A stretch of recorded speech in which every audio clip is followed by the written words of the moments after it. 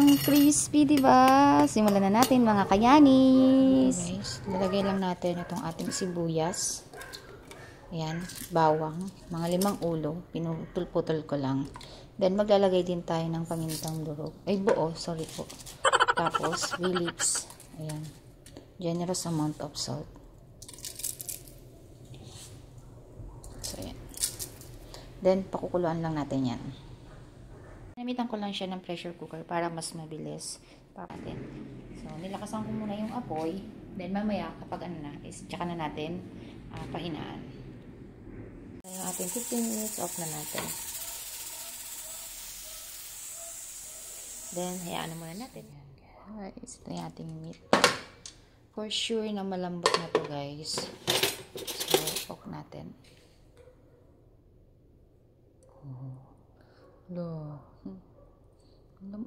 Matatanggal na yung balat. So, ayan. I-rest lang natin to guys sa palalamigin. Tapos, i-rest natin. Ayan. Ito na guys, yung ating pinakuluan na liempo or pork. Tapos, what to do is, kuha lang kayo ng pork. Ganyan. Then, pero punas-punasan nyo muna yan. Nilagay ko to guys sa rep. Nilagay ko to sa rep kagabi. Tapos, pwedeng tusok-tusokin nyo na siya. Yung ganyan. Nasa sa inyo guys. Ilipat ko muna. Ang lambot na ito guys. So, ayan. Tusok-tusokin nyo lang. Sa inyo guys kung gaano karami tusok yung gusto nyo.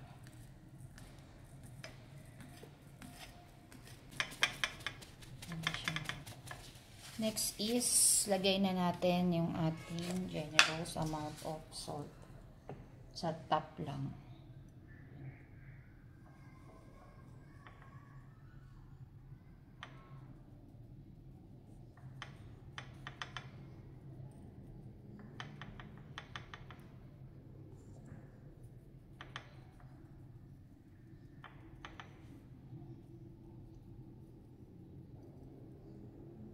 Yan, okay na yan guys. So, isasalang na natin siya sa ating air fryer. So, ayan. Yan sa ating air fryer. It's about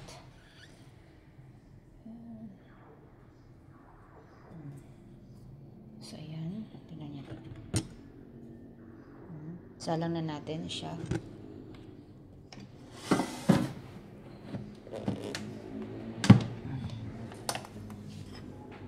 Guys, andito na siya sa loob. And then, gagawin natin, isisasalang natin siya ng for 30 minutes muna. Kasi hanggang 30 minutes lang tong air fryer ko. Ng 200. Ayan. Then, antayin natin siya. Another 30 minutes.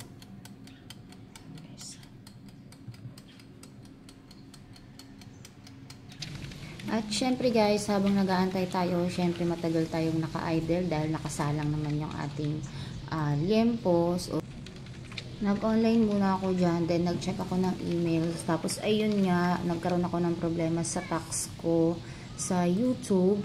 Tapos yung sa Facebook ko din, kailangan ko na rin mag-update ng payment method daw. Ganon-ganon.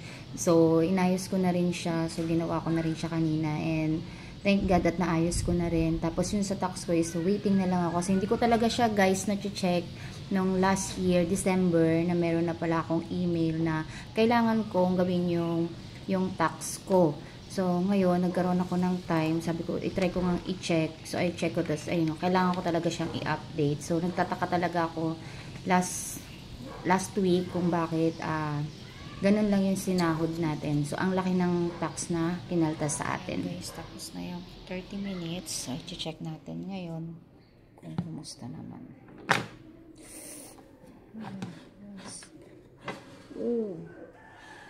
Ayan. This time, guys, pwede na natin alisin yung salt na inilagay natin sa top niya. Kuha tayo ng tissue. Ayan, remove natin yung salt.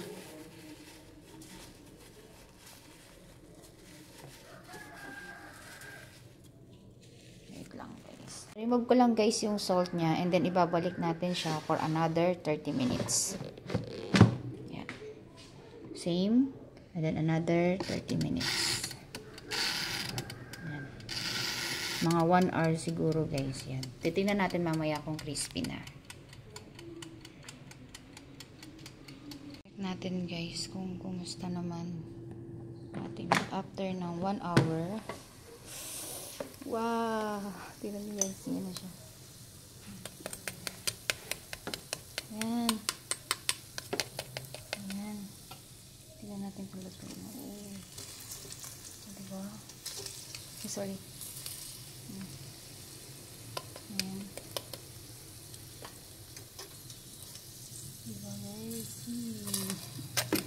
Yan. Sige. Tapusin ko lang yung time niya ng 15 minutes pa. So, ayan. Okay na yan. Ayan guys. So, 1 hour yung naging time natin. So, tapusin ko lang yan. Then, okay na.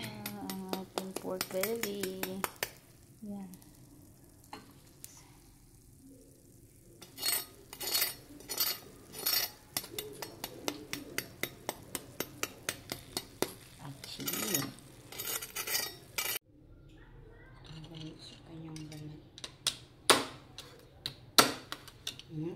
Tingnan natin guys.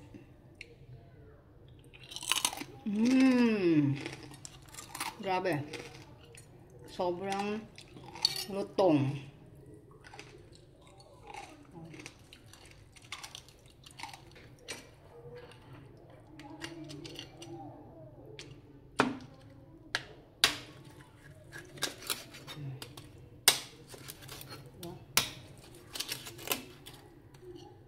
Kasi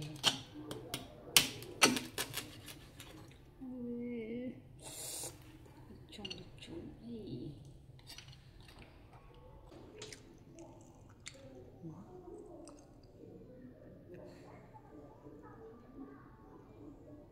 Napaka-juicy niya guys. Ang lambot pa ng meat niya dahil pen-measure natin siya. And normally lang siguro na talagang nare-remove yung balat. Kasi nga na-pressure cooker natin siya. So, napakalambot talaga ng meat niya. At napakalasa. Yan guys. So, ito na mga kayanis, nagla-lunch na si Kuya Kia. And yes, nagustuhan niya yung ating ginawang liempo sa ating pressure cooker.